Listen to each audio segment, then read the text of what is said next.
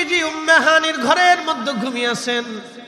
ইমাম আল্লামা আব্দুর রহমান জালালউদ্দিন সৈয়দী রাহিমাহুল্লাহ আল কিসাতুল বিসরা এই কিতাবের মধ্যে তিনি লেখেন, ঠিক জিবরিল আমিন ঘরে ছাদ ফাঁকা করে আসলেন।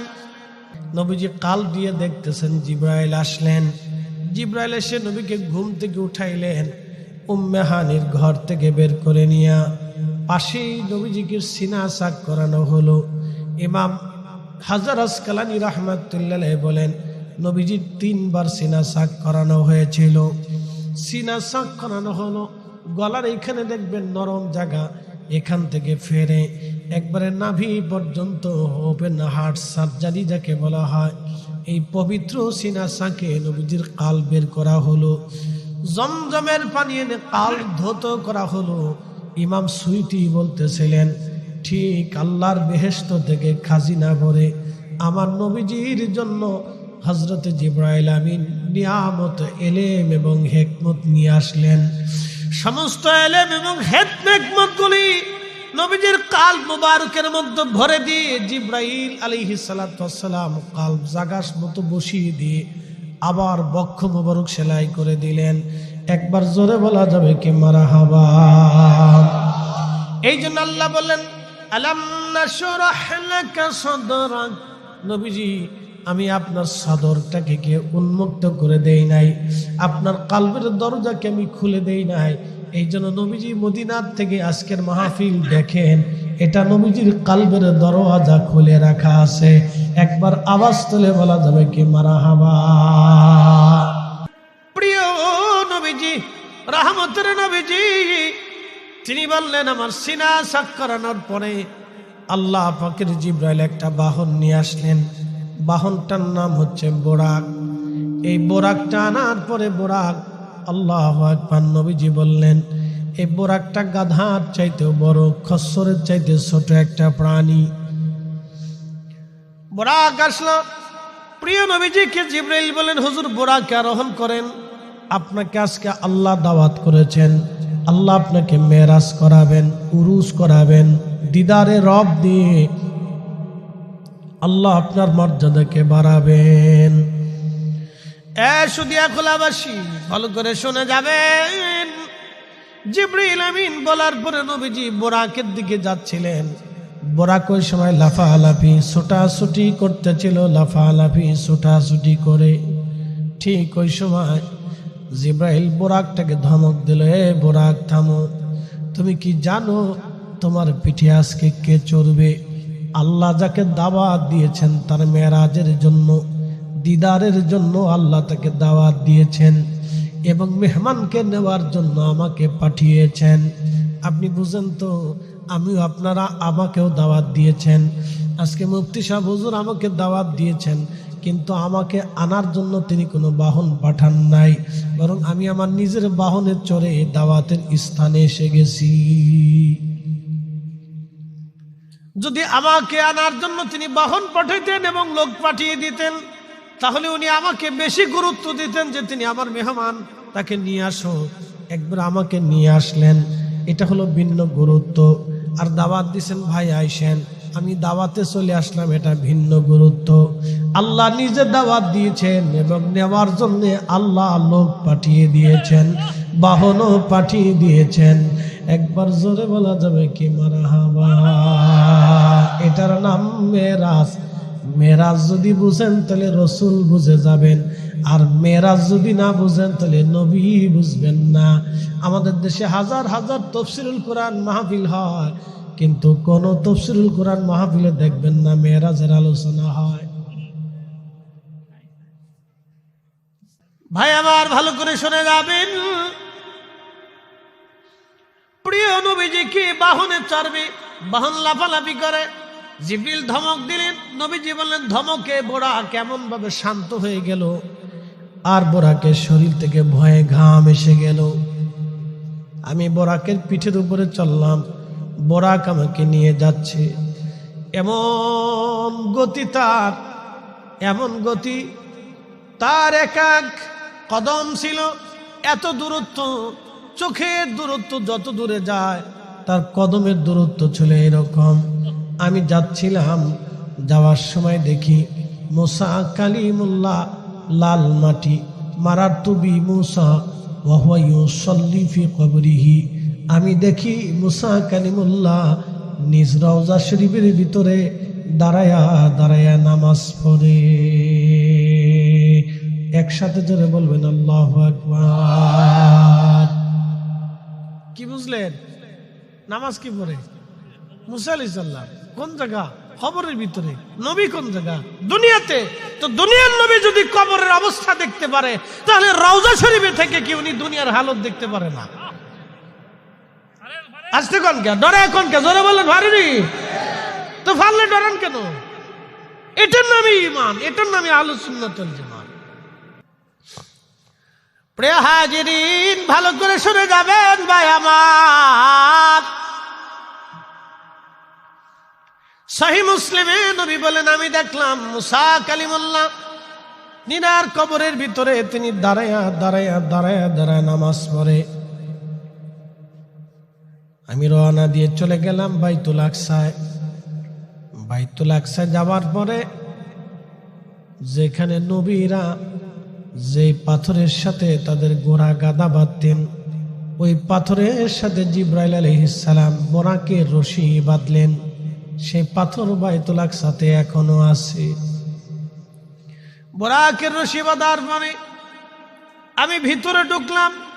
ভিতরে ঢুকে দেখি মসজিদের এক কোণাতে তোমাদের মিল্লাতের বাবা ইব্রাহিম আলাইহিস সালাতু ওয়াস সালাম দাঁড়ায় দাঁড়ায় নামাজ পড়ে। তোমাদের ইব্রাহিমকে দেখতে তোমাদের নবীর মতো দেখা যায়। বলে কারণ কি? ইব্রাহিম আলাইহিস সালাম কাবা ঘর গাঁথলেন, আল্লাহকে বললেন আল্লাহ আমারে আখিরি নবীর উম্মত বানায় দেন। আল্লাহ বলেন তা হবে না।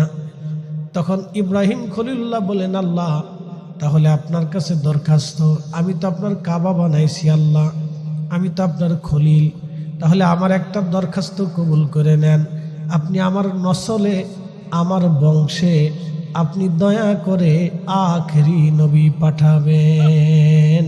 ওয়াদআ ইব্রাহিম খলিলুল্লাহ, ওয়াদআ ইব্রাহিম খলিলুল্লাহ। আমি নবী ইব্রাহিমের দোয়া, আমি নবী ইব্রাহিমের দোয়া। এ ভাইরা আমার, ভালো করে শুনে যাবেন হাজিরিন। সাইয়েদুনা ইব্রাহিম আলাইহিস সালাতু ওয়াস সালামকে দেখলেন নবীজি নামাজ পড়ে। এরপরে দেখলেন মুসা কালিমুল্লাহ দাঁড়ায় দাঁড়ায় নামাজ পড়ে।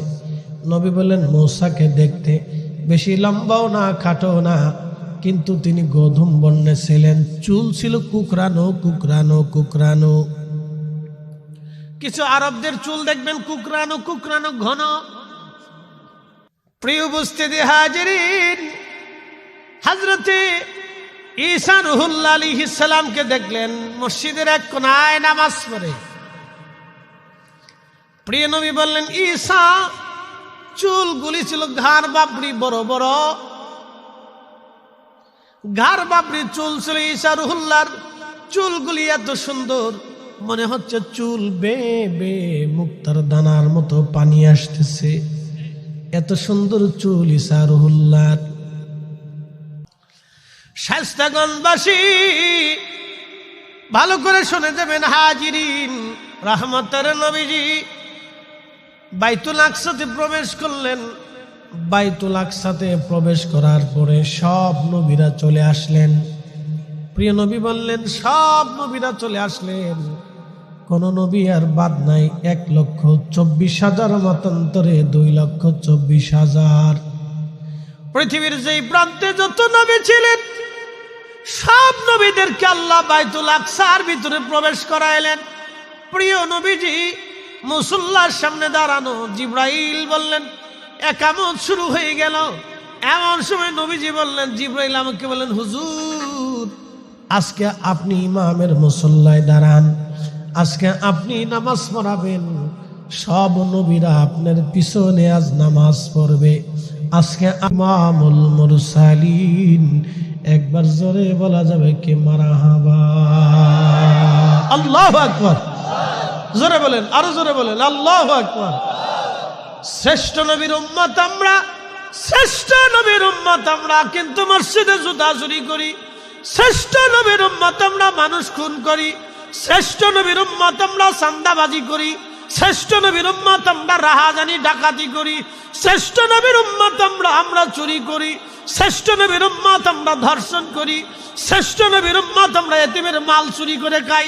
শ্রেষ্ঠ নবীর উম্মত আমরা, কি আফসোস আমাদের, আমরা অন্ধের টাকা চুরি করে খাই, ল্যাংড়ার টাকা চুরি করি, বোবার টাকা চুরি করি, কৃষকের হক নষ্ট করি, দরিদ্রের হক নষ্ট করি, বিধবার হক নষ্ট করি, আপনার মিসকিন ভিখারির হক নষ্ট করি।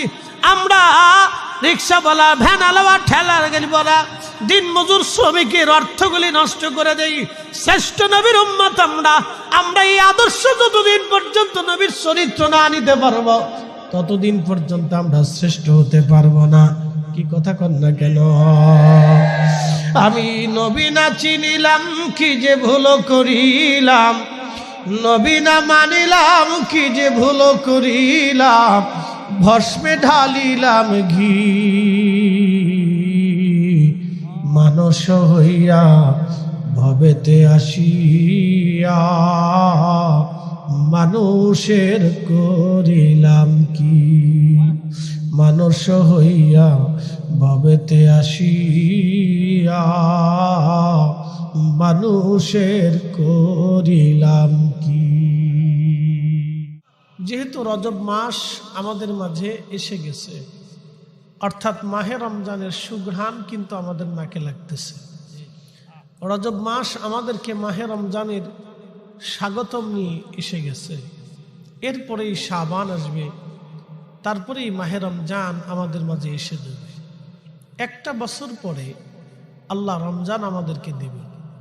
একটা বছর পরে আল্লাহ আমাদেরকে রজব দিয়েছেন। কত বড় সৌভাগ্য আমাদের যে এই বছরের ভিতরে কত মানুষ কবরে চলে গেছে। আল্লাহ আমাদেরকে অন্তত পক্ষে হায়াতের জীবনে বাঁচিয়ে রেখে এই সময়টুকুন পর্যন্ত আল্লাহ আমাদেরকে সুযোগ দিয়েছেন, এবং আল্লাহ যেন দয়া করেন আমাদের যেন মাহে রমজানের হক আদায় করার তৌফিক দেন। দোয়া করে বলেন আমিন। প্রিয় উপস্থিতি, আমরা তো চলেই যাব, এখানে তো আর থাকার কোনো সুযোগ নাই। আছে কি? কোনো সুযোগ নেই। পৃথিবীর যত বড় ডাক্তার বলেন, চিকিৎসা বিজ্ঞানীরা মৃত্যুর কাছে হেরে গেছে।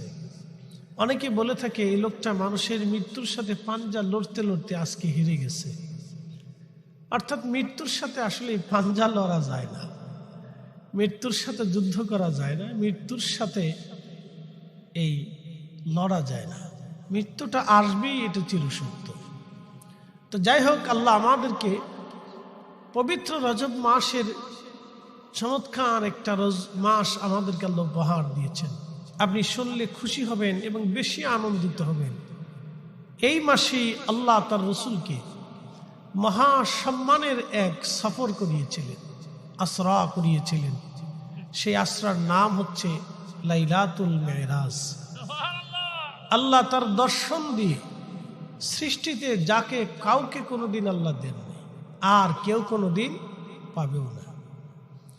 কারো নসিবে কখনো হয় নাই, কারো নসিবে হবে না। সৃষ্টিতে, তাম সৃষ্টিতে শুধু ওয়ান একজন ব্যক্তিকে আল্লাহ এই সুমহান মর্যাদার অধিকারী করেছিলেন। সুমহান মর্যাদার, সেই মর্যাদার নাম হচ্ছে লাইলাতুল মেরাজ। তো তারই আলোকে সূরা ইসরা থেকে আমি আপনাদের সামনে প্রথম আয়াতে কারিমা উপস্থাপন করেছি। আমার বিষয়ের উপরেই আলোচনার উপস্থাপনের দিকেই চলে যাব। যদি কখন আপনি হারামে যান, তো বাইতুল্লাহ শরীফের, কাবা শরীফের চারপাশে যে সাদা অংশগুলি দেখেন, এটাকে মুতাওয়াফ বলা হয়। এখানে সম্মানিত হাজী সাহেবগণ এখানে তাওয়াফ করে থাকেন।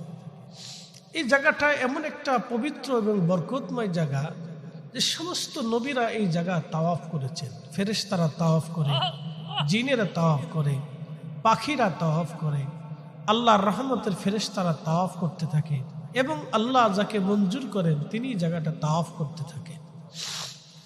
এই মুতাওয়াফের পাশেই তখন উম্মে হানির ঘর ছিল। এই মুতাওয়াফের শেষ সীমানাতেই উম্মে হানির ঘর ছিল। এই ঘরের মধ্যেই প্রিয় নবীজি বিশ্রাম করতেছিলেন।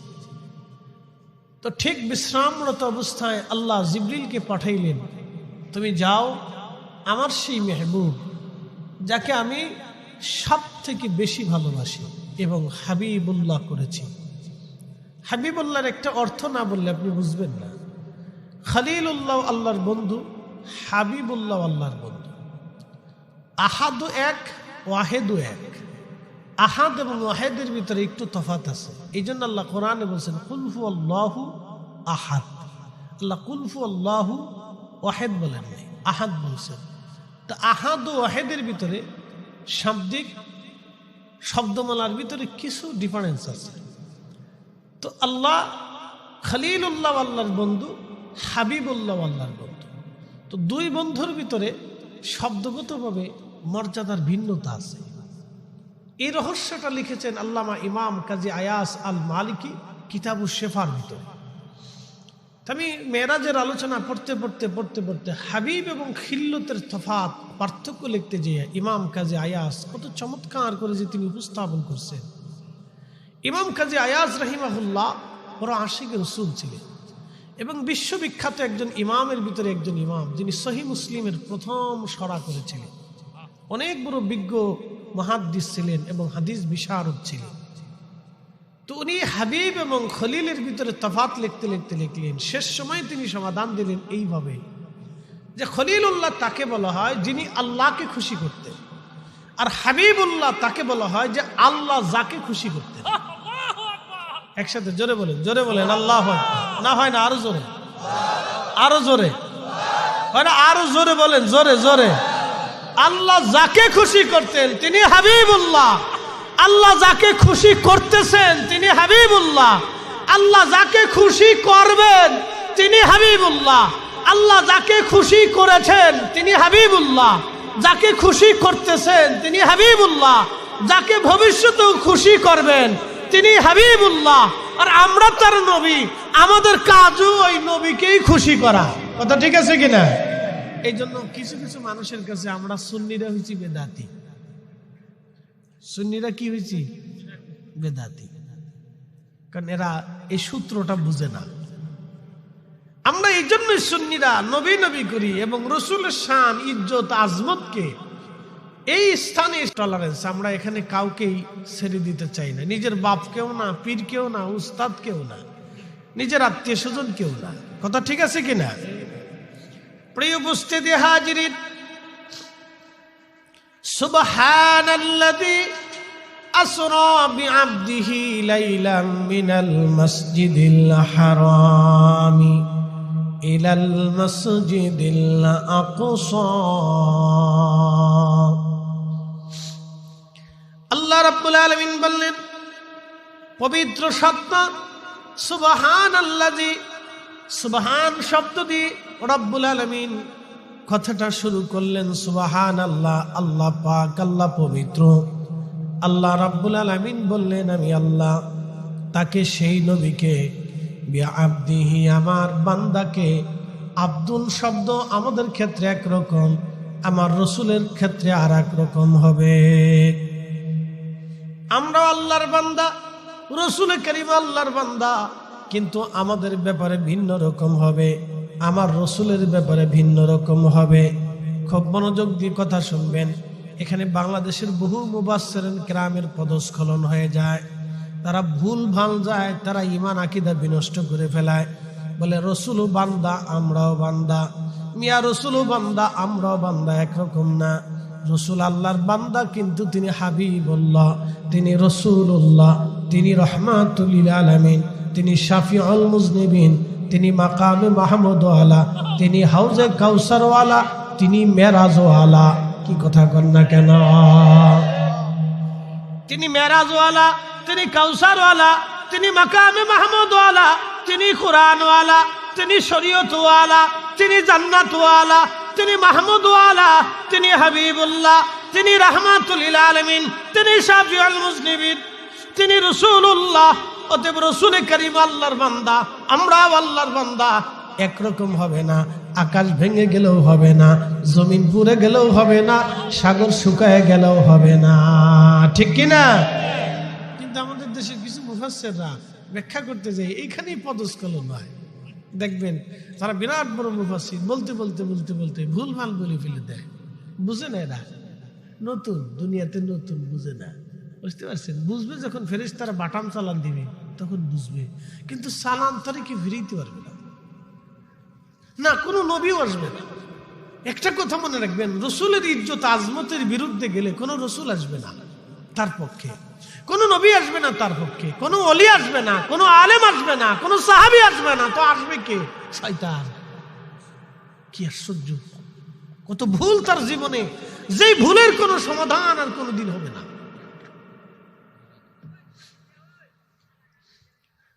প্রিয় সুদিয়া খোলাবাসী, শায়েস্তাগঞ্জবাসী, ভালো করে শুনে যাবেন। প্রিয় নবীজি উম্মে হানির ঘরের মধ্যে ঘুমিয়েছেন। ইমাম আল্লামা আব্দুর রহমান জালালউদ্দিন সুয়ুতী রাহিমাহুল্লাহ আল কিসাতুল বেসরা এই কিতাবের মধ্যে তিনি লেখেন, হযরত আল্লামা ইমাম কাজী আয়াজ কিতাবুশ শাফার মধ্যে তিনি লেখেন, ভাই আমার নবীজি ঘুমিয়েছেন উম্মে হানির ঘরের মধ্যে। 26 তারিখ দিন যায় রাত। অনেকে বলবে 26 তারিখ দিন যায় রাত্রে নবীর মেরাজ হয়েছে, কোনো প্রমাণ নাই। বুঝবেন, ওর জন্ম সঠিক হয়েছে। ও ওর বাবার গর্ভে জন্ম, মায়ের গর্ভে জন্ম নিয়েছে এবং সে তার বাবার মাধ্যমে জন্ম নিয়েছে, তারও কোনো প্রমাণ নাই। কথা ঠিক আছে কিনা?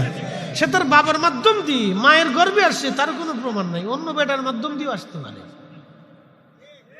কি কথা আসতে কইছি না কি খারাপ কইছি আমি? রসুলের মেরাজ নিয়ে যারা সন্দিহান উম্মতের মাঝে সৃষ্টি করে, তাহলে বুঝতে হবে ও তার জন্মের ভিতরে সন্দিহান আছে। তা না হলে এই ধরনের ফিতনা কেউ ছড়াইতে পারে না। হ্যাঁ, কথা কর না কেন? হিসাব কিন্তু বরাবর। আমি ডাইরেক্ট কথা বলতেছি, ইনডাইরেক্ট কোনো আমার কাছে পাবেন না। কথা ক্লিয়ার? প্রিয় উপস্থিতি হাজিরিন, ইমাম সুয়ুতী লিখতেছেন, নবীজি ঘুমিয়ে আছেন। ঠিক জিবরিল আমিন ঘরে ছাদ ফাঁকা করে আসলেন। নবীজি নিজে বলতেছেন, এখন প্রশ্ন করতে পারেন নবী তো ঘুমানো, কিন্তু নবী কিভাবে ঘুমের তথ্যগুলি বলে দিয়ে গেলেন। একটা কথা মনে রাখবেন, আম্মা জানা আয়েশা, সহিহ বুখারী শরীফের কিতাবুস সাওমের ভিতরে এসেছে, আম্মা জানা আয়েশা নবীকে বলেন, ইয়া রাসূলুল্লাহ, আপনি কি বেতরে নামাজ না পড়ে ঘুমান? নবীজি বলেন, হ্যাঁ আয়েশা। আম্মা জানের চিন্তা ছিল যদি বেতের না ঘুমানোর কারণে কাজা হয়ে যায়, কারণ নবীজি বেতের এবং তাহাজ্জুদ নামাজ একসাথে পড়তেন। আল্লাহর নবী কখনো তাহাজ্জুদ ছেড়ে দিতেন না। আমিনাল লাইলি ফাতাহাজ্জাত বিহি নাফিলাতাল লাক। হুজুর, আপনাকে একটা নামাজ আমি দিয়ে দিলাম, সে নামাজের নাম তাহাজ্জুদ। আপনি নামাজটা পড়েন, আসা অবশ্যই আমি আপনাকে দিয়ে দিব। আইয়াবা আসাকা রব্বুকা মাকামাম মাহমুদা।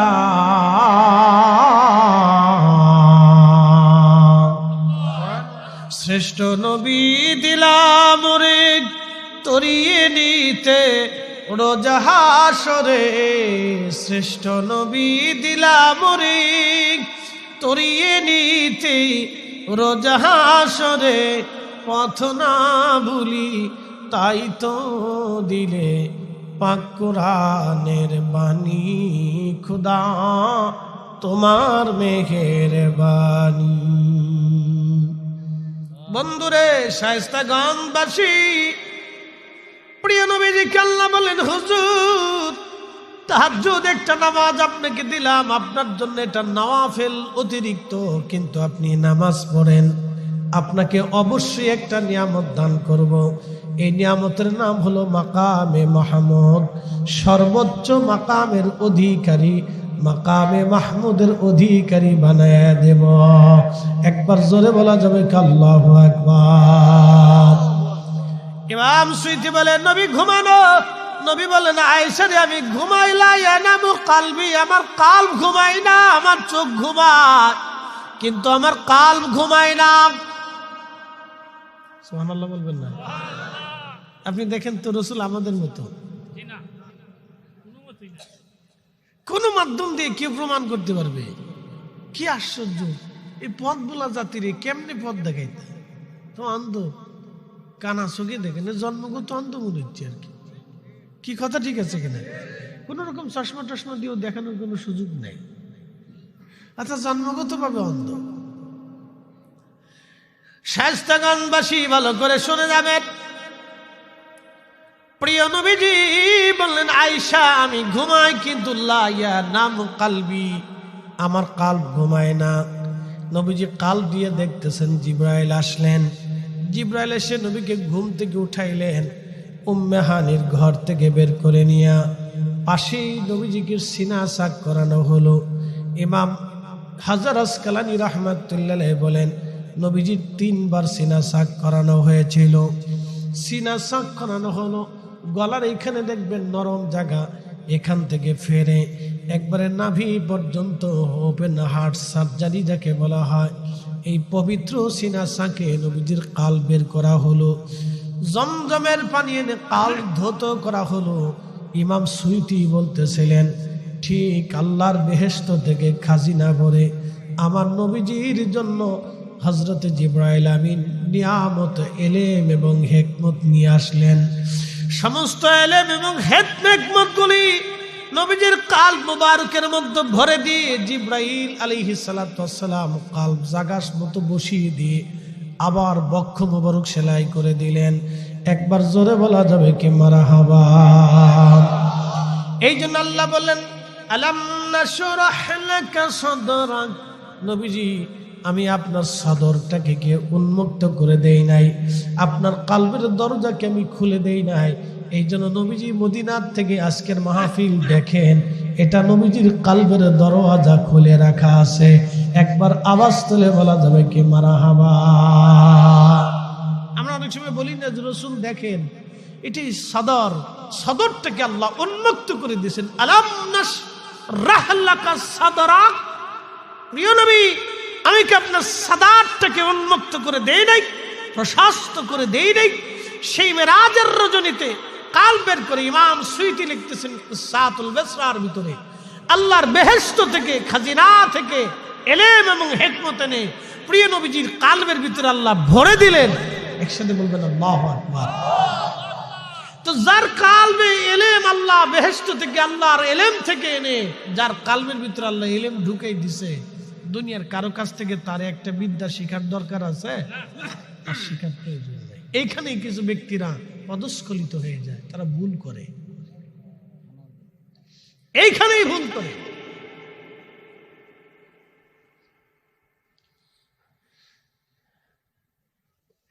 প্রিয় উপস্থিতি হাজিরিন, ভালো করে শুনবেন। প্রিয় নবীজি, রহমতের নবীজি, তিনি বললেন, আমার সিনা সাক করানোর পরে আল্লাহ পাকের জিবরাইল একটা বাহন নিয়ে আসলেন। বাহনটার নাম হচ্ছে বোরাক। এই বোরাকটা আনার পরে বোরাক, আল্লাহু আকবার, নবীজি বললেন এই বোরাকটা গাধার চাইতেও বড়, খচ্চরের চাইতে ছোট একটা প্রাণী।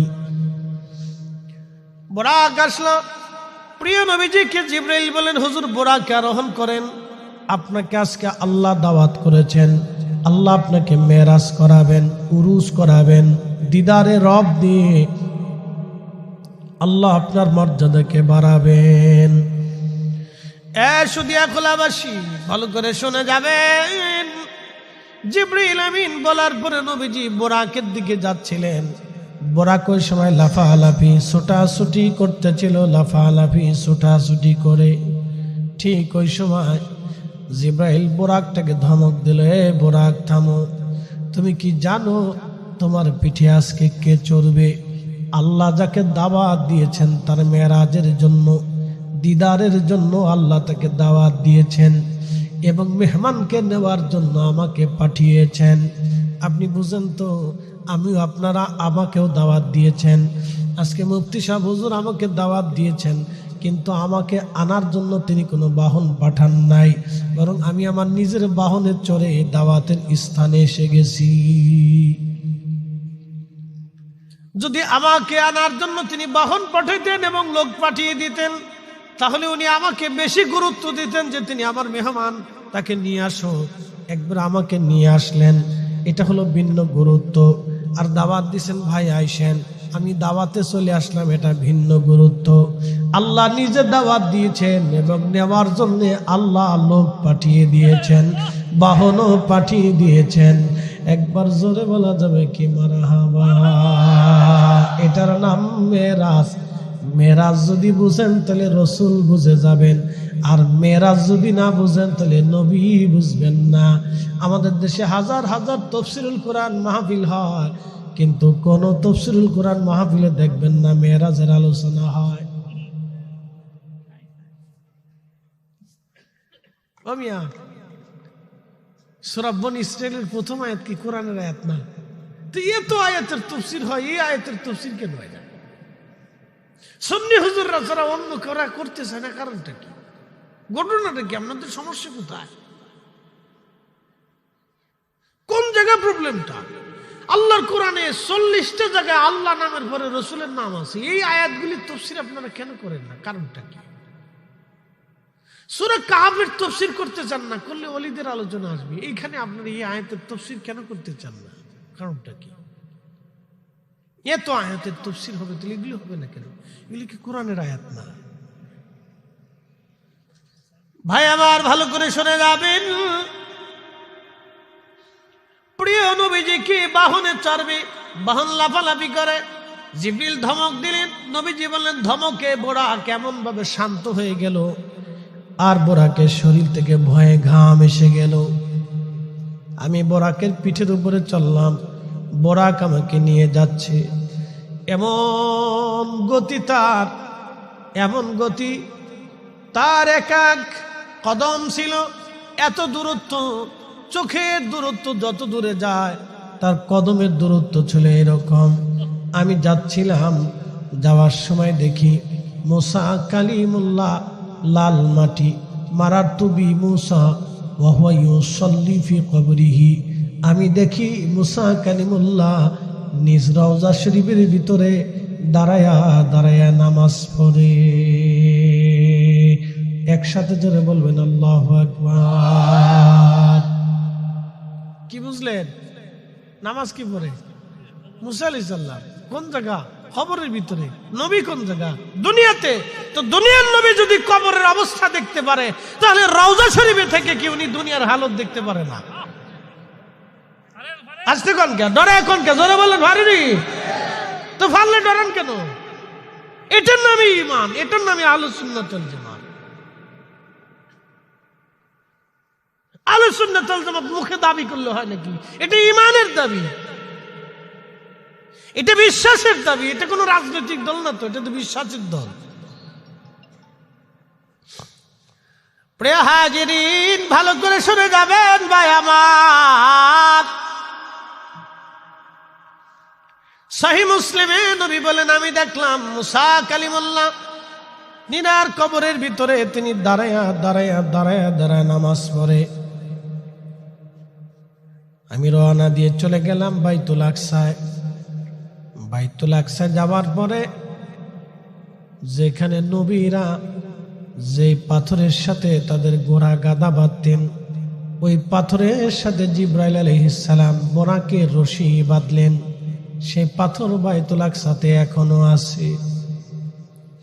বোরাকের রশি বাঁধার পরে আমি ভিতরে ঢুকলাম। ভিতরে ঢুকে দেখি মসজিদের এক কোণাতে তোমাদের মিল্লাতের বাবা ইব্রাহিম আলাইহিস সালাতু ওয়াস সালাম দাঁড়ায় দাঁড়ায় নামাজ পড়ে। তোমাদের ইব্রাহিমকে দেখতে তোমাদের নবীর মতো দেখা যায়। বলে কারণ কি? ইব্রাহিম আলাইহিস সালাম কাবা ঘর গাঁথলেন, আল্লাহকে বললেন আল্লাহ আমারে আখিরি নবীর উম্মত বানায় দেন। আল্লাহ বলেন তা হবে না। তখন ইব্রাহিম খলিলুল্লাহ বলেন আল্লাহ তাহলে আপনার কাছে দরখাস্ত, আমি তো আপনার কাবা বানাইছি আল্লাহ, আমি তো আপনার খলিল, তাহলে আমার একটা দরখাস্ত কবুল করে নেন। আপনি আমার নসলে, আমার বংশে আপনি দয়া করে আখেরি নবী পাঠাবেন। ওয়াদআ ইব্রাহিম খলিলুল্লাহ, ওয়াদআ ইব্রাহিম খলিলুল্লাহ। আমি নবী ইব্রাহিমের দোয়া, আমি নবী ইব্রাহিমের দোয়া।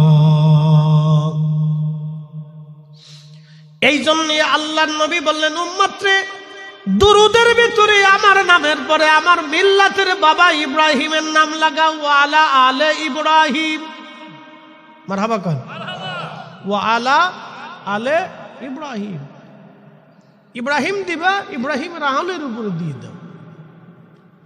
যদি নবীজি দুরুদের ভিতরে ইব্রাহিমের নাম লিখে না যেতেন, পৃথিবীর কোন আলেমের কলিজার সাহস ছিল না ইব্রাহিম আলাইহিস সালামের নাম দুরুদের মধ্যে লিখে দেবে। কারণ নবীজির জন্য দোয়া করতেন ইব্রাহিম, আল্লাহ আমার নসলে আখিরি নবী পাঠাবেন। এই জন্য দেখেন মিল্লাতের বাবা ইব্রাহিম। নবী বললেন, উম্মত রে, আমি ইব্রাহিমকে দেখলাম, দেখি তোমাদের নবীর মতোই দেখা যায়। আমি ইব্রাহিমের সুরত পেয়েছি, ইব্রাহিম আমার সুরত পেয়েছে। আল্লাহু আকবার। আস্তে কেন, জোরে বলেন, আরো জোরে বলেন। এই জন্য দেখবেন সন্তান চাচার মতো হয়, নলি দাদার মতো হয়, নলি নানার মতো হয়।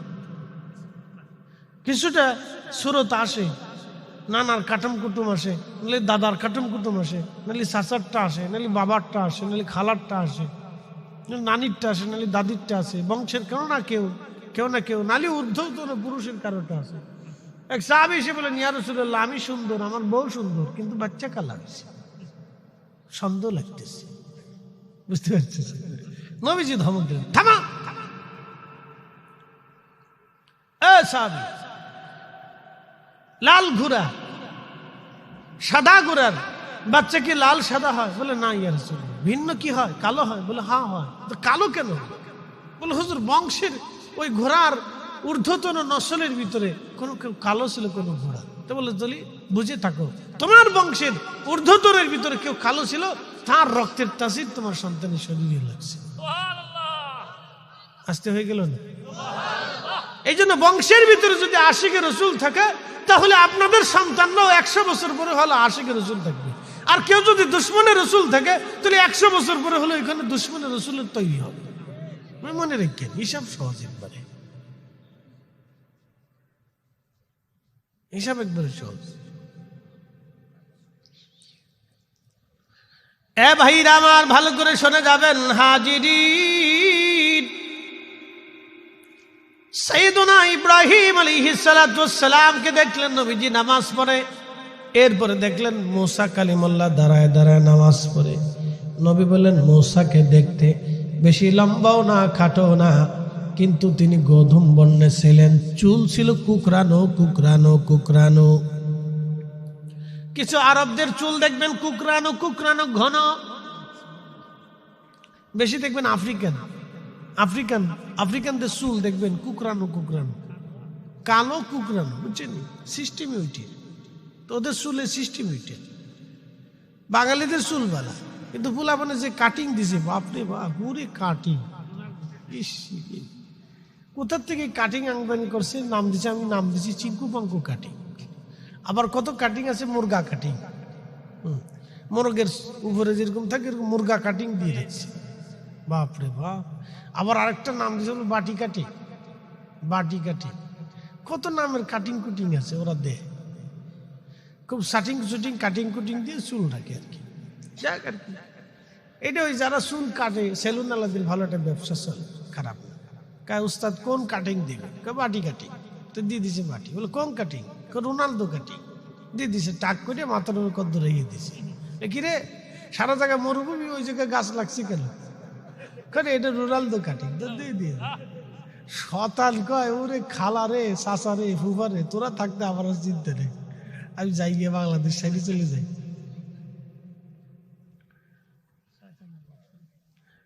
প্রিয় উপস্থিতি হাজিরিন, হযরতে ঈসা রুহুল্লাহ আলাইহিস সালামকে দেখলেন মসজিদের এক কোনায় নামাজ পড়ে। প্রিয় নবী বললেন, ঈসা, চুলগুলি ছিল ঘাড় বাবরি বড় বড়, ঘাড় বাবরি চুল ছিল ঈসা রুহুল্লাহর। চুলগুলি এত সুন্দর, মনে হচ্ছে চুল বেয়ে বেয়ে মুক্তার দানার মতো পানি আসতেছে। এত সুন্দর চুল ঈসা রুহুল্লাহর। কার চুল কেমন? দেখতে কেমন? রাসূল করিম মেরাজের রাত্রে সব বর্ণনা দিচ্ছে উম্মতকে এইভাবে। তার মানে তার মেরাজ কি স্বপ্ন হয়েছিল? কি আসতে কথা জোরে বলেন, স্বপ্নে না বাস্তবে? একসাথে বলেন, স্বপ্নে না বাস্তবে? স্বপ্নে কি সিনা সাক হয়, বাস্তবে নবীজির সিনা সাকের দাগ ইন্তেকাল পর্যন্ত ছিল। বক্ষ যে সিনা সাক হয়েছিল দাগটা ইন্তেকাল পর্যন্ত ছিল। আল্লাহু আকবার। শায়েস্তাগঞ্জবাসী ভালো করে শুনে যাবেন হাজিরিন, রহমতের নবীজি বাইতুল আকসাতে প্রবেশ করলেন। বাইতুল আকসাতে প্রবেশ করার পরে সব নবীরা চলে আসলেন। প্রিয় নবী বললেন সব নবীরা চলে আসলেন, কোন নবী আর বাদ নাই। 1,24,000 মতান্তরে 2,24,000। পৃথিবীর যেই প্রান্তে যত নবী ছিলেন সব নবীদেরকে আল্লাহ বাইতুল আকসার ভিতরে প্রবেশ করাইলেন। প্রিয় নবীজি মুসল্লার সামনে দাঁড়ানো, জিব্রাইল বললেন একামত শুরু হয়ে গেল। এমন সময় নবীজি বললেন, জিব্রাইল আমাকে বললেন হুজুর আজকে আপনি ইমামের মুসল্লায় দাঁড়ান, আজকে আপনি নামাজ পড়াবেন। সব নবীরা আপনার পিছনে আজ নামাজ পড়বে। আজকে ইমামুল মুরসালিন। একবার জোরে বলা যাবে কি মারহাবা? আল্লাহু আকবার। জোরে বলেন, আরো জোরে বলেন আল্লাহু আকবার। শ্রেষ্ঠ নবীর উম্মত আমরা, শ্রেষ্ঠ নবীর উম্মত আমরা, কিন্তু মসজিদে জুতা চুরি করি। শ্রেষ্ঠ নবীর উম্মত আমরা মানুষ খুন করি। শ্রেষ্ঠ নবীর উম্মত আমরা চাঁদাবাজি করি। শ্রেষ্ঠ নবীর উম্মত আমরা রাহাজানি ডাকাতি করি। শ্রেষ্ঠ নবীর উম্মত আমরা চুরি করি। শ্রেষ্ঠ নবীর উম্মত আমরা ধর্ষণ করি। শ্রেষ্ঠ নবীর উম্মত আমরা এতিমের মাল চুরি করে খাই।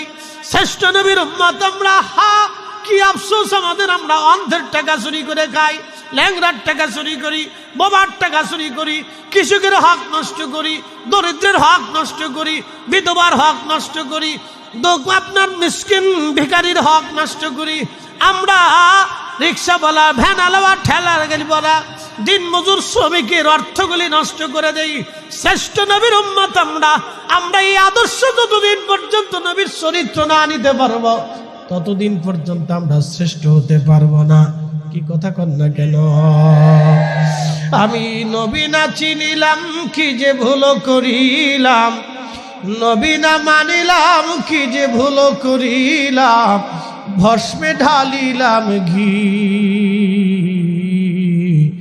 মানস হইয়া ভবেতে আসিয়া, মানুষের করিলাম কি, মানুষ হইয়া ভবেতে আসিয়া, মানুষের করিলাম কি।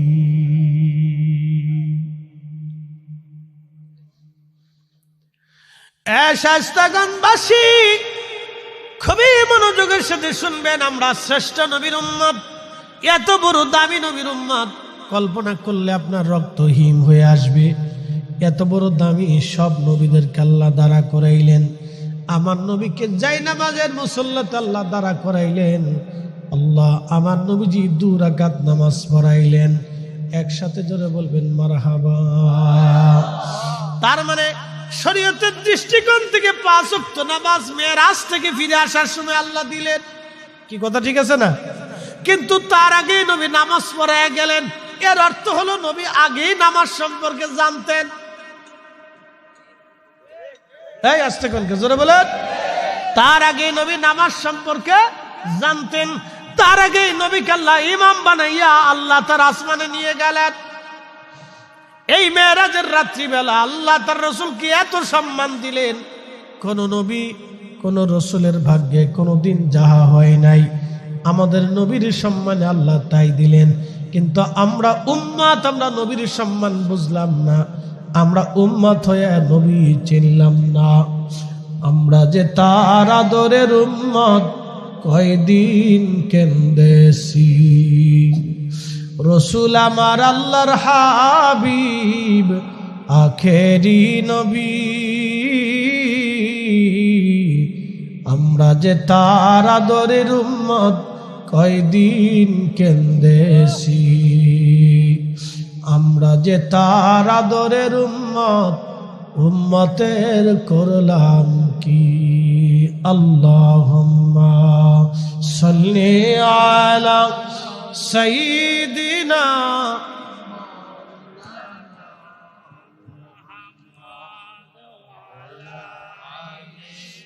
সাইয়্যিদিনা মাওলানা। বুঝতে কি কোনো অসুবিধা, কষ্ট হচ্ছে আপনাদের? তাহলে একসাথে বলেন আল্লাহু আকবার। শায়েস্তাগঞ্জবাসী, সহিহ বুখারীতে একটা ঘটনা আসছে। ইমাম সুয়ুতী আল কিসাতুল বেসরার ভিতরে ঘটনাখানা লিখেছেন। প্রিয় নবীর মেরাজ যে বাস্তব হয়েছে, এই বাস্তবতা নিয়ে লিখেছেন। আমাদের দেশে একদল আছে বুকে হাত বেঁধে নামাজ পড়ে, ওদের ভিতরে একটা গ্রুপ আছে, তারা বলে নবীজির মেরাজ স্বপ্নে হয়েছিল। কি ভাবতেছেন? হ্যাঁ, নবীজির মেরাজ স্বপ্নে হয়েছিল তাদের দাবি। ও মুসলমান, ভালো করে শুনবেন। ইমাম বুখারীর বরাত দিয়ে ইমাম সুয়ুতী লিখতেছেন, আবু সুফিয়ান তিনি তখন আরবের বণিক সর্দার ছিলেন, বণিকদের লিডার ছিলেন। তিনি ব্যবসা করার জন্য রোম দেশে গেছেন। রোম তখন সিরিয়া রোমদের অন্তর্ভুক্ত ছিল। রোমান সম্রাট তাদেরকে ডেকে নিয়ে গেলেন। সিরিয়া, তুরস্ক, এরপরে ইউরোপ থেকে শুরু করে বিরাট একটা অংশ ছিল রোমান অধিভুক্ত। রোমান অধিভুক্ত প্রিয় ভাইরা আমার, আবু সুফিয়ান আরবের নেতৃত্ব দিয়ে বিরাট এক বণিক দল নিয়ে সিরিয়াতে গেলেন ব্যবসা করার জন্য। ব্যবসাতে যাওয়ার পরে রোম সম্রাট তাদেরকে ডেকে নিয়ে গেলেন, দেখো আরব্য কোনো বণিক দল আসছে কিনা, তাদের সাথে আমার কিছু কথা আছে। আরব্য বণিক দলকে ডেকে নিয়ে গেলেন রোমান সম্রাট। ডেকে নিয়ে যাওয়ার পরে রোমান সম্রাট বললেন, তোমাদের মধ্যে প্রধানকে? আবু সুফিয়ান বলল, আমি প্রধান। নাম কি তোমার? বলে, আমার নাম আবু সুফিয়ান। তোমাদের বাড়ি কোন জায়গা? বলে, মক্কাতুল মুকাররমাতে আমাদের বাড়ি। তুমি কোন বংশের সন্তান? বলে, আমি কুরাইশ বংশের বনু উমাইয়ার সন্তান। আমি কুরাইশি বনু উমাইয়া। বলে, আবু সুফিয়ান আমি যা বলবো তুমি সত্য বলবা, যদি মিথ্যা বলো তাহলে কঠিন শাস্তি তোমাকে দেওয়া হবে। আবু সুফিয়ান চিন্তা করলো, রোম সম্রাটের সামনে যদি মিথ্যা কথা বলি তাহলে আমি আর ফিরে যেতে পারবো না, এখানে বিপদ হবে। সম্রাট বলেন, কি বলতে চান? বলে, আবু সুফিয়ান বলো তো। আবু সুফিয়ান তুমি বলো তো, তোমাদের দেশে বলে একজন নবী আসছে, তার নাম নাকি মোহাম্মদ, বাবার নাম নাকি আব্দুল্লাহ, মায়ের নাম নাকি আমেনা। তিনি বলে বনু কুরাইশ বংশের বনু হাশেম, হাশেমি বংশ। বলে, হ্যাঁ। আরে আবু সুফিয়ান কথা কি সত্য? বলে, হ্যাঁ সত্য। তিনি বলে, জীবনে কোনোদিন মিথ্যা বলেন নাই? বলে, হাত সেটাও সত্য। তার চরিত্র বলে অনেক সুন্দর? বলে, হাত সেটাও সত্য। তিনার বংশের চাইতে কি শ্রেষ্ঠ বংশ আর কেউ আছে? বলে, না তাও নাই। তাহলে আবু সুফিয়ান বলো, তোমরা আরবরা তাকে মানো না কেন? রোম সম্রাট জিজ্ঞেস করলে, এই আবু সুফিয়ান, তাহলে তোমরা আরবরা তাকে কেন মানো না? আবু সুফিয়ান ডাক চিন্তা করলে, এখন একটা সুযোগ আছে, এখন একটা সুযোগ। বলে, সম্রাট আমরা তাকে মানি না, একটা কারণে মানি না। বলে, কি কারণ? আগে সে সুন্দর ছিল, চমৎকার সুন্দর চরিত্রের অধিকারী ছিল, কিন্তু এখন পাগল হয়ে গেছে। একসাথে বলবেন নাউজুবিল্লাহ। বলে, পাগল কেমনে? বলো বলো। বলতেছে, সম্রাট সে দাবি করতেছে সে নাকি মক্কায় ঘুমাইছিল, আল্লাহ নাকি জিব্রাইলকে তাকে পাঠাইলেন, তাকে নাকি উঠাইয়া সিনা চাক করাইয়া বোরাকের পিঠে চড়াইয়া সে নাকি বাইতুল আকসাতে এসে সব নবীদের ইমামতিতে সে নাকি 2 রাকাত নামাজ পড়াইছে। রজব মাসের 26 তারিখ রাত্রিবেলা ওখান থেকে নারী বোরাকের পিঠে চড়ে সে প্রথম আসমান হয়ে 7ম আসমান হয়ে জান্নাত জাহান্নাম ঘুরে আল্লাহর সাথে কথা বলে দিদার দিয়ে তারপরে নাকি ফিরে আসছে। তখনও নাকি অজুর পানি গড়ায়, তখনও নাকি তার বিছনা গরম ছিল। সম্রাটে আগে আমরা তোরে ভালো মনে করতাম, কিন্তু এই কথা শোনার পরে আমরা ভাবি সে পাগল। নাউজুবিল্লাহ বললেন না আপনারা? সম্রাটের কাছে আশ্চর্য লাগতেছে, কথাটা কেমন? ঠিক সম্রাটের পিছনে দাঁড়িয়েছিলেন খ্রিস্টানদের প্রধান ধর্মের গুরুকে বলা হয় পোপ। খ্রিস্টানদের ধর্মের প্রধানকে কি বলা হয়? পোপ। পোপ বলা হয়। তো পিছনেই বাইতুল আকসা মসজিদের যে ইমাম ছিল, তখন বাইতুল আকসা খ্রিস্টানদের অধীনে ছিল। তখন বাইতুল আকসায় খ্রিস্টানদের যিনি প্রধান ইমাম ছিলেন তাকে প্রধান পোপ বলা হতো। বুঝতে পারতেছেন এই বাইতুল আকসা নিয়ে কেন লড়াই হয়? এই আকসাতেই খ্রিস্টানদের প্রধান পোপ ছিল। ওই মসজিদের খ্রিস্টানদের যিনি প্রধান ইমাম ছিলেন তাকে পোপ বলা হতো। তো এই ইমাম তিনি রোমান সম্রাটের বাম পাশে বা ডান পাশে পিছনে দাঁড়ানো ছিলেন। এই কথা শোনার পরে পোপ বলতেছে, সম্রাট এই আরব্য বণিক যদি সত্য কথা বলে থাকে তাহলে আমিও বলতেছি উনি আখিরি নবী। জোরে জোরে জোরে জোরে, না হয় না, হয় না, আরো জোরে, আরো জোরে, একসাথে বলেন আল্লাহু আকবার।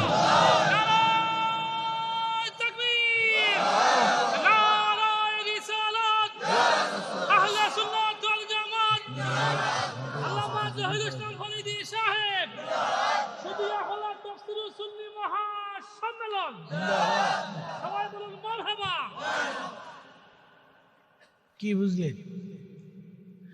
আবু সুফিয়ান আসছিল নবীর সম্মানকে নষ্ট করার জন্য, কিন্তু আল্লাহ সম্মান বাঁচানোর জন্য এখানে পোপরে দাঁড়া করে রেখেছে। খ্রিস্টান পোপ বলতেছে, বাদশাহ সম্রাট যদি আরব্য বণিক সত্য বলে থাকে তাহলে আমি বলতেছি উনি আখিরি নবী। বলে কেমনে বলতেছেন? বলে ওই রাত্রে আমি বাইতুল আকসাতে উপস্থিত ছিলাম। সম্রাট বলে, পোপ তাহলে আপনি বলেন তো বিস্তারিত। পোপ বলতেছিলেন, বাদশাহ সম্রাট ওই রাত্রিবেলা আমি উপস্থিত, কিন্তু একটা ঘটনা বড় আশ্চর্য। বলে কি আশ্চর্য? আমি প্রত্যেক রাত্রিবেলা বাড়িতে আমার খানকায় বা হুজরায় আসার আগে বাইতুল আকসার সমস্ত জানালা দরজাগুলি বন্ধ করতাম। ওই রাত্রিবেলা আমি সমস্ত জানালাগুলি বন্ধ করে দিলাম, সমস্ত দরওয়াজাগুলি বন্ধ করলাম, কিন্তু একটা দরজা বন্ধ করতে পারলাম না। সেটা মেন সিংহ দরজা, আসল দরজা যেটা, সেটা বন্ধ করতে গেলাম। যাওয়ার পরে দেখি দরজার উপরে যে পাথরের কার্নিশটা অটোমেটিক দরজার সাথে লেগে আছে।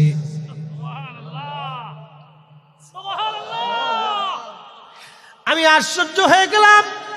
সম্রাট আশ্চর্য হয়ে আমি মিস্ত্রি আনলাম। জীবনে কখনো বাইতুল আকসার পাথর এইভাবে দরজার সাথে লেগে থাকতে পারে না, কারণ এই মসজিদ যিনি নির্মাণ করেছিলেন তিনি নবী সুলাইমান। যেটা নির্মাণ করেছিলেন দামি দামি পাথর দিয়ে, এই পাথরগুলি হলো জিন্দের আনা পাথর। পৃথিবীর সেরা সেরা পাথর দিয়ে বাইতুল আকসা বানানো ছিল। আমি আশ্চর্য হলাম কি করে দরজার কার্নিশটা দরজার সাথে লেগে আছে। আমি মিস্ত্রি আনলাম, মিস্ত্রি অনেক চেষ্টা করলো। চেষ্টা করার পরে মিস্ত্রি বলল, রাত্রিবেলা আর কাজ করতে পারবো না, যদি দরজা সরাইতে হয় তাহলে এই কার্নিশটা ভেঙে ফেলতে হবে। হয় কার্নিশ ভাঙতে হবে, না দরজা ভাঙতে হবে। পোপ বললেন, আমি ওইভাবে দরজা খুলে রেখে চলে আসলাম। সকালবেলা মিস্ত্রি নিয়ে কাজ করবে আশা, কিন্তু সারা রাত্র আমার ঘুম হলো না। ব্যাপারটা কি? এইভাবে কার্নিশটা তো দেবে যেতে পারে না, দরজা খোলা থাকতে পারে না। আমি তাওরাত জবুর ইনজিল নিয়ে বসে গেলাম, গবেষণা করতে লাগলাম খুঁজতে লাগলাম ঘটনার উৎস। যখন খুঁজতে গেলাম, খুঁজতে খুঁজতে খুঁজতে খুঁজতে সকাল হয়ে গেল। সারা রাত আমি খুঁজতে খুঁজতে পেয়ে গেলাম আজকের সেই রাত, যেই রাত্রিবেলা আখিরি নবী সমস্ত নবীদের ইমামতিতে এই বাইতুল আকসাতে তার আজকে না মেরাজ হবে। সব নবীরা আসবে ওই নবীর নেতৃত্বে, ইমামতিতে সব নবীরা ওনার পিছনে নামাজ পড়বে। সেই রজনীটা হবে, এই নিদর্শন বলি হবে। বাইতুল আকসার দরজা সেই দিন কান্নিসে লেগে থাকবে। এই তথ্য যখন আমি পেলাম, আমি দৌড়াইয়া বাইতুল আকসায় চলে গেলাম। যাওয়ার পরে দেখি কান্নিসের জায়গায় আগের জায়গায় আছে, দরজা আগের জায়গায় আছে। মনে হচ্ছে কখনো কান্নিস দরজার সাথে লাগে না। চিৎকার মেরে জোরে বলেন আল্লাহু আকবার, আরো জোরে বলেন আল্লাহু আকবার। আমরা সেই নবীর উম্মত, শ্রেষ্ঠ নবীর উম্মত, শ্রেষ্ঠ নবীর উম্মত। কাজী নজরুল কত চমৎকার লিখেছিলেন, ধুলির ধরা বেহেশত আজ, ধুলির ধরা বেহেশত আজ, জয় করিল দিল রে লাজ। আজকে খুশির ঢল নেমেছে ধূসর সাহারায় রে সাগর আকাশ বাতাস দেখ যদি আয়। ত্রিভুবনের প্রিয় মুহাম্মদ, ত্রিভুবনের প্রিয় মুহাম্মদ এলো রে দুনিয়ায় রে সাগর আকাশ বাতাস দেখবি যদি। কি বুঝতেছেন আপনি? পপ ডাক দে বলে, সম্রাট ঠিকই, আরব্য বণিক যদি সত্য বলে থাকে তাহলে আমার আর বুঝার বাকি নেই। উনি আখিরি নবী, উনি সেই নবী যার মেরাজ ওই রজনীতে হয়েছে, উনি মিথ্যা বলে নাই। সুবহানাল্লাহ। বুঝেছেন? তিনি আমাদের রাসূল, আর আমরা বিনিময়ে কি দিছি? মসজিদে এখনো জুতা চুরি, মানুষের মেসের কলা ধরছে, কলা চুরি করে নিয়েছে। সারা বাংলাদেশে এই 5ই আগস্টের পর থেকে যে কি আগে পরে, এখনো স্বাধীনতার পরে আগে পরে, এখন আগেও গরু চুরি ছিল, এখনো গরু চুরি আছে। গরু চুরি করে ধরে নিয়ে যায়। আমার বড় ভাইকে ফোন দিচ্ছে, সারা গ্রামে বিভিন্ন জায়গায় চুরি হওয়া ধরছে, তো গরুর ঘরটা খুব মজবুত করে বাঁধার দরকার। বাঁশ কেটে সুন্দর করে এটা লাগাই দেন, প্যারেক ট্যারেক দিয়ে। কয় সোরে কেমনে কেমনে খুলে নিয়ে। আমি বললাম যে সোরে টাকা চুরি করে, তো গরু কেমনে চুরি করি? এত বড় একটা জন্তু মাথায় কেমনে ধরিলে, মাথায় করে লয়ে যায়। কয় না, গরু সিস্টেম হলো বলে এই গরু রাত্রিবেলা ছেড়ে দিলে সোরে বলে আগে আগে হাঁটে, গরু বলে পিস পিস হাঁটে। কি সিস্টেম? এ কোন গরুর চোর রে? ওরা মানে জাদুটা তো জানে যে গরু বলে এদের পিস পিস পিস পিস বলে হাইটে চলে যায়। হ্যাঁ, মলম পাটির মতো, আরে মলম ফাটির মতো। গরুরে বলে কি করে না করে, ওরা গরু বলে আস্তে আস্তে 5 মিনিট আগে গরু পিস পিস হাইটে চলে যায়। চিন্তা করেন কি চোরের চোর, ওরে আন্তর্জাতিক চোর রে। হ্যাঁ,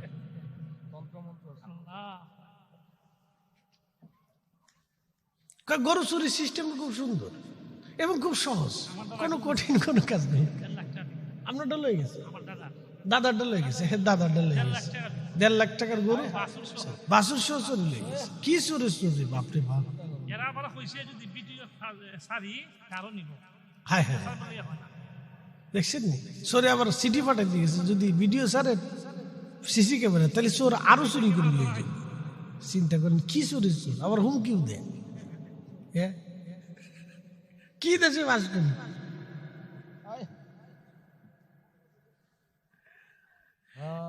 ভাইরা আমার, শ্রেষ্ঠ নবীর উম্মত আমরা, শ্রেষ্ঠ নবীর উম্মত। কল্পনা করা যায় কত বড় দামি নবীর উম্মত। সে বুঝেই না যে আমি শ্রেষ্ঠ নবীর উম্মত। কিয়ামতের ময়দানে এরা কি মুখ নিয়ে আল্লাহর সামনে দাঁড়াবে, আল্লাহ রসুলের সামনে দাঁড়াবে, আমি নিজে লজ্জিত। আহা, শায়েস্তাগঞ্জবাসী আবু সুফিয়ান চুপ হয়ে গেল। প্রিয় নবীর সম্মান মর্যাদা বেড়ে গেল। ইমাম সুয়ুতি লিখতেছেন, দরজা খোলা আল্লাহ রাখলেন। এর অর্থ থেকে বোঝা যায় নবীজির মেরাজ স্বপ্ন হয় নাই, এটা বাস্তবেই হয়েছিল, বাস্তবেই হয়েছিল, বাস্তবে হয়েছিল। শুধু একলাবাসী, হবিগঞ্জবাসী, আল্লাহ রাব্বুল আলামিন তার রাসূল মেরাজের রাত্রি বেলা নামাজ পড়লেন। নামাজ পড়া শেষ, নবীজি উরুজ করবেন। পাথরে সব নবীদের সাথে মুআনাকা হলো, মুসাবা হলো, কুশল বিনিময় করলেন তিনি। এখন আপনাদেরকে প্রশ্ন করে বলেন তো, 1,02,24,000 নবীদের সাথে কুশল বিনিময় করতে যদি 30 সেকেন্ড করে সময় যায়, তাহলে মিনিমাম 1,10,000 মিনিট সময় পার হয়েছে।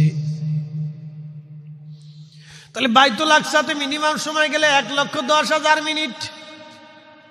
একসাথে বলবেন আল্লাহু আকবার। তাহলে তখন সূর্য কোথায় ছিল, চাঁদ কোথায় ছিল, পৃথিবী কোথায় ছিল, বাতাস কোথায় ছিল, গ্রহ নক্ষত্র কোথায় ছিল, আবহাওয়া কোথায় ছিল, সাগর কোথায় ছিল? এর অর্থ হলো, যখন নবীজির মেরাজ হয়েছিল, আমার আল্লাহ সমস্ত সৃষ্টিটাকে স্টপ করে দিলেন। জোরে জোরে জোরে জোরে জোরে, আরো জোরে, আরো জোরে জোরে জোরে। সমগ্র সৃষ্টিটাকে আল্লাহ স্টপ করে দিলেন। কি কথা ঠিক আছে না? স্টপ না করলে তো মেরাজ এইভাবে হতে পারে না। হতে পারে? মানুষ ঘুমের এসে ওইভাবেই রয়ে গেল, পশু পাখিরা ঘুমাচ্ছে ওইভাবেই রয়ে গেল, সূর্য সূর্যের জায়গায় রয়ে গেল, মানুষ মানুষের জায়গায় রয়ে গেল, কিন্তু কেউ জানে না। আচ্ছা বলেন তো, একটা মানুষ যখন 8 ঘন্টা ঘুমিয়ে থাকে বেহুশের মতো, 8 ঘন্টা জীবন থেকে কেমনে যায় সে কি বলতে পারে? এটাই আল্লাহর রহস্য, এটাই রহস্য। সে 8 ঘন্টা জীবনে কেমনে যে চলে গেল সে নিজেও বলতে পারতেছে না, যে কিভাবে চলে গেছে সে নিজেও জানে না। ঘুম থেকে উঠে তখন চোখ মুছে পানি টানি দেখো, হ্যাঁ আমি দুনিয়ার জিন্দা আছি, মরে যাইনি, আছি। বুঝতে পারছে? তো ঘুম মানে মৃত্যুর মতো। তো তাম সৃষ্টিটাকে স্টপ করে দিলেন, শুধু চালু রাখলেন রাসূল কারীমের মেরাজ। আরো জোরে জোরে জোরে আল্লাহু আকবার। এই জন্য আগেই বলছি, যদি মেরাজ না বুঝেন তো রাসূল বুঝবেন না।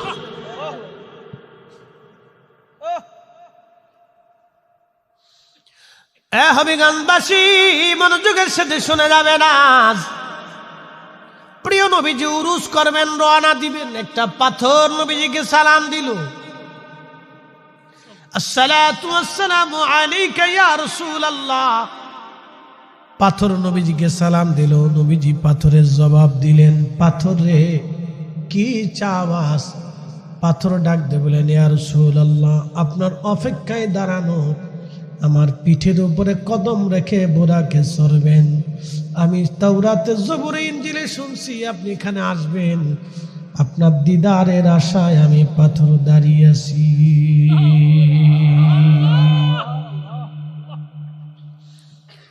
প্রিয় নবীজি পাথরের উপরে কদম রাখলেন। কদম রাখার সাথে সাথে আল্লাহ বলেন, পাথর নরম হয়ে যাও, নরম হয়ে যাও। তুমি নরম কাদার ভিতরে পা রাখলে যেমন পা দেবে যায়, ঠিক আছে কিনা? কি দেবে যায়? মক্কায় গেছেন কে কে? একটু হাত উঁচা করেন তো। ভাই গেছেন, ভাই গেছেন গেছেন গেছেন গেছেন গেছেন এখানে 4-5 জন আছে। মাকাম ইব্রাহিম দেখছেন না? তো মাকাম ইব্রাহিমে 5 সাপ, ইব্রাহিম আলাইহিস সালামের কদম মুবারকের সাপ আছে না? আছে। ভাই চুমা দিয়েছেন, আমরাও চুমা দিয়েছি। তো কদম মুবারকের সাপ এখনো আছে। পাথরের ভিতরে সাইয়েদনা ইব্রাহিম আলাইহিস সালামের সাপ এখনো আছে। হাজার হাজার বছর আগে ওই পাথরের উপরে চড়ে ইব্রাহিম আলাইহিস সালাম কাবা নির্মাণ করছিলেন। আল্লাহ স্মৃতি রেখে দেওয়ার জন্য পাথরকে বলে নরম হয়ে যাও। পাথরে ইব্রাহিমের কদম লেগে গেল, এখনো আছে মাকামে ইব্রাহিম। একসাথে বলবেন আল্লাহু আকবার। মাকামে ইব্রাহিম। আল্লাহর নবীজিকে পাথর বললেন, পাথর নরম হওয়া, আমার রাসূল তোমার কদমে পা রাখতেছে। সাথে সাথে পাথর নরম হয়ে গেল। নবীজির পবিত্র কদম মোবারকের সাপ পাথরের ভিতরে বসে গেল। পাথরের ভিতরে নবীজির কদম মোবারকের ছাপ পাথরের ভিতরে বসে গেল। একবার জোরে বলবেন আল্লাহু আকবার। সেই পাথর এখনো বাইতুল আকসাতে আছে, এখনো জোরে কোন, এখনো জোরে বলেন, এখনো। তাহলে মেরাজ কি স্বপ্নে না বাস্তব? স্বপ্নে না বাস্তব? যারা স্বপ্নে বলবে ওরা দাবড়াইয়া দেশ থেকে তাড়ানোর দরকার। ও ফিতনা সৃষ্টি করার জন্য আসছে। কথা কন না কেন? ঠিক আছে কিনা? ও কিসের জন্য আসছে? ফিতনা সৃষ্টি করার জন্য। মেরাজ সম্পর্কে মুসলমানদেরকে সন্দেহ সৃষ্টি করে দেওয়ার জন্য। যেমন মিলাদুন নবীর মাহফিলকে সন্দেহ সৃষ্টি করার জন্য। অনেকে বলবে এই 12 তারিখে হয়েছে, কোনো প্রমাণ নাই, ডকুমেন্টস নাই। তার অর্থ হচ্ছে মিলাদুন নবীর মাস আসলে শরীরে চুলকানি লাগছে। ওই মিলাদুন নবীকে সন্দেহ সৃষ্টি করে দেওয়ার জন্য, উম্মতকে বিভাজন তৈরি করে দেওয়ার জন্য এই কিছু কিছু কথা ওরা সমাজে রাষ্ট্রে ছড়ায় দেয়, যাতে মানুষের মুখে মুখে ছড়িয়ে যায়, সন্দেহ সৃষ্টি করার জন্য। বুঝতে পারছেন নি আপনারা? এই জন্য কোনো কিছু জানারা বোঝার আগে বাস্তবতার নিরিখে আগে বুঝতে হবে আপনাকে।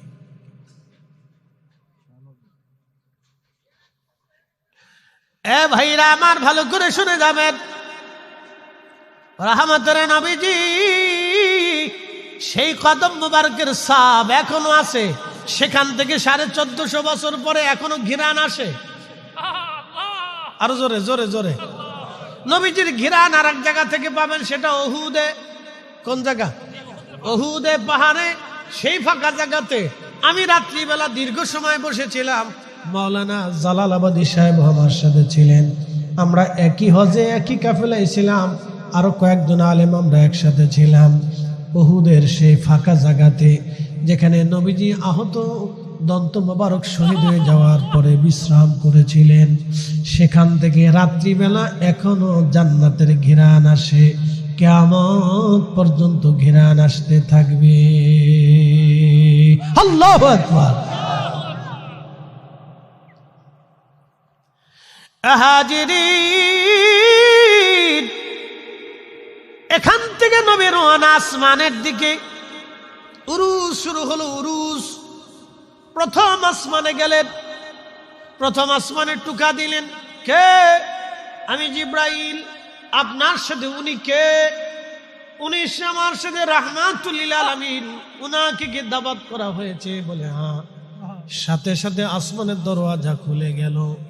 এখন প্রশ্ন আছে এখানে একটা। জিব্রাইল, সমস্ত নবীদের কাছে জিব্রাইল আসছে। যদি একবারও করে জিব্রাইল নবীদের কাছে ওহী নিয়ে আসে, তাহলে 2,24,000 বার জিব্রাইল আমিন আল্লাহর আসমান থেকে সিদরাতুল মুনতাহা থেকে ওহী নিয়ে জিব্রাইল আলাইহিস সালাতু ওয়াস সালাম দুনিয়াতে আসছেন। তাহলে ওই রাত্রিবেলা ফেরেশতারা জিব্রাইলকে চিনল না কেমনে?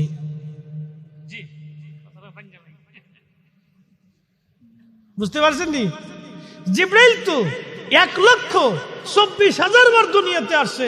মতান্তরে মুল্লা আলী কারি মাক্কি রাহিমাহুল্লাহর কিতাব, দুঃখিত, শারহে ফিকুল আকবরের ভাষায় 2,24,000 নবী রাসূলের কাছে যদি একবার করেও আসে, তাহলে অন্তত মিনিমাম হলো 2,24,000 বার জিব্রাইল দুনিয়া থেকে, আসমান থেকে, সিদরাতুল মুনতাহা থেকে দুনিয়াতে আসা যাওয়া করলেন। তাহলে এতবার গেলেন আসলেন, তো জান্নাত আসমানের দরজার ফেরেশতারা জিব্রাইলকে চিনে না, কারণটা কি?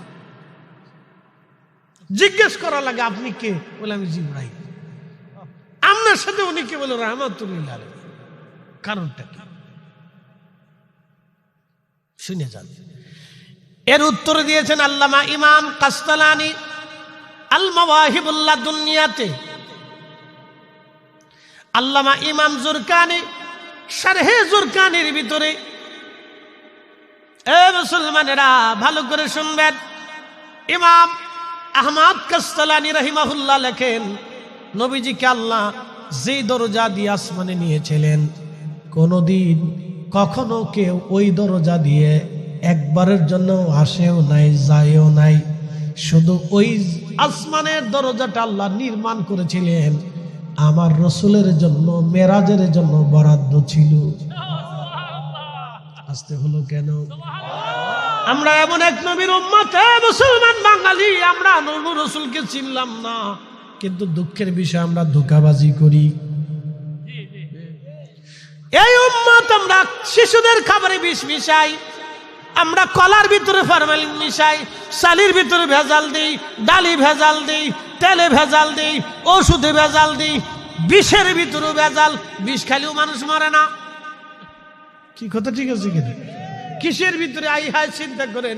এই উম্মত এই অবস্থা যদি হয় তাহলে আপনি কোথায় যাবেন, কোন জায়গা যাবেন ভাবলে আপনার গা শিরে উঠবে। অথচ আমরা এমন একজন নবীর উম্মত যাকে আল্লাহ আসমানে নেওয়ার জন্য সৃষ্টির প্রথমেই একটা দরজা আসমানে নির্মাণ করে রেখেছেন। কোন নবী কেউ ওই দরজা দিয়ে কোনোদিনও যেতে পারে নাই, শুধু একটা বারের জন্যই আল্লাহ দরজাটা বানায় রাখছেন। ঠিক এই জন্যই ওই দরজার ফেরেশতারা ডাক দিয়ে বলল, আপনি কে? বলে, আমি জিব্রাইল। তারা তো চিনে না, দেখে নাই। দরজা খুলে গেল, সব ফেরেশতারা দাঁড়িয়ে গেলেন। আল্লাহু আকবার। সব ফেরেশতারা দাঁড়িয়ে গেলেন, আহলান সাহলান দিলেন। দরজা দিয়ে প্রথম আসমানে যাওয়ার পরে হযরতে আদম সফিউল্লাহর সাথে দেখা হয়ে গেল। একবার জোরে বলবেন কি মারহাবা। ঠিক দ্বিতীয় আসমানে একই অবস্থা, তৃতীয় আসমানে একই অবস্থা, চতুর্থ আসমানে একই অবস্থা, পঞ্চম আসমানে একই অবস্থা, ষষ্ঠ আসমানে একই অবস্থা, সপ্তম আসমানে একই অবস্থা, সিদরাতুল মুনতাহাতে একই অবস্থা। জিব্রাইল আলাইহিস সালাম সিদরাতুল মুনতাহাকে নবীকে নিয়ে গেলেন। যাওয়ার পরে দেখে আল্লাহর নবী দেখতেছেন এত সুন্দর সিদরাতুল মুনতাহা সাজানো হয়েছে, তার পাতাগুলি এত সুন্দর, এত সুন্দর করে সিদরাতুল মুনতাহা সাজানো হয়েছে। নবী আজকে আসবে, আসমান জগৎগুলি সাজানো হলো, নবী আসবে, রসুল আজকে আসবে। নবীকে আহলান সাহলান দেওয়ার জন্য আল্লাহ কত চমৎকার করে আসমান জগৎ সাজিয়েছেন। এই মেয়েরাজের রাত্রিবেলা আমার রব আমার আল্লাহ আসমান সাজিয়েছেন। দিকে দিকে হাসি, লোকে লোকে খুশি, চলছে নবী মেরাজে, চলছে নবী মেরাজে। এ স্মৃতির দুলা জাগে, চাঁদ সিতারা জেগেছে, ধুলোকে ভুলোকে চলছে নবী মেরাজে।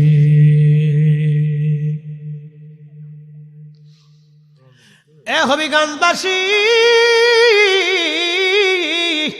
সময় আমার খুব লম্বার বাড়াবো না। আল্লাহর নবীজিকে জিব্রাইল এইখানে বললেন, ইয়া রাসূলুল্লাহ, আমি আর আগে যেতে পারবো না, আপনি এখান থেকে একা যাবেন। আল্লামা শেখ সাদি গুলিস্তা অবস্থার মধ্যে লিখেছেন, আগার একসরে মুয়ে বরতর পরম, ফরোগে তাজাল্লি বসু জদ পরম। আগার একসরে মুয়ে বরতর পরম, ফরোগে তাজাল্লি বসু জদ পরম। জিব্রাইল বলল, হুজুর, এক চুল পরিমাণ যদি সামনে বাড়াই, আমি আল্লাহর হুকুম অমান্য করার কারণে খোদার নূরের তাজাল্লিতে পুরে সারকার হয়ে যাব, ধ্বংস হয়ে যাব। আমার সীমানা এইখানে শেষ, এরপরে আর আমি যেতে পারবো না। এরপরে আপনি যাবেন। আল্লাহর নবী বলেন, আমাকে নিতে নিতে আল্লাহ ফুকিল আলা, সর্বোচ্চ দিগন্তে, এত উপরে আল্লাহ নিলেন। উফুকিল আলা, সর্বোচ্চ দিগন্তে আল্লাহ নিতে নিতে। সহিহ বুখারীর ভাষায় ইমাম কাজী আয়াজ কিতাবুশ শিফার মধ্যে লিখেছেন, হযরত খাদিমুর রাসূল আনাস বলেন, নিতে নিতে নিতে নিতে নিতে নিতে নিতে নিতে নিতে নিতে এত উপরে আল্লাহ নিয়ে চলে গেলেন। বিমা লা ইয়ালামুহু ইল্লাল্লাহ, আল্লাহ ছাড়া এর সীমানা কেউ জানে না। বিমা লা ইয়ালামুহু ইল্লাল্লাহ, আল্লাহ ছাড়া এর সীমানা কেউ জানে না। এর অর্থ হলো আল্লাহর নবীর ইজ্জতের সীমানা কত উপরে আমরা বলে দিতে পারবো না। এটা আল্লাহ ছাড়া নবীর ইজ্জতের সম্মানের সীমানা কেউ জানে না, জানে না, জানে না। হাত উঁচা করে বলেন, ঠিক না বেঠে?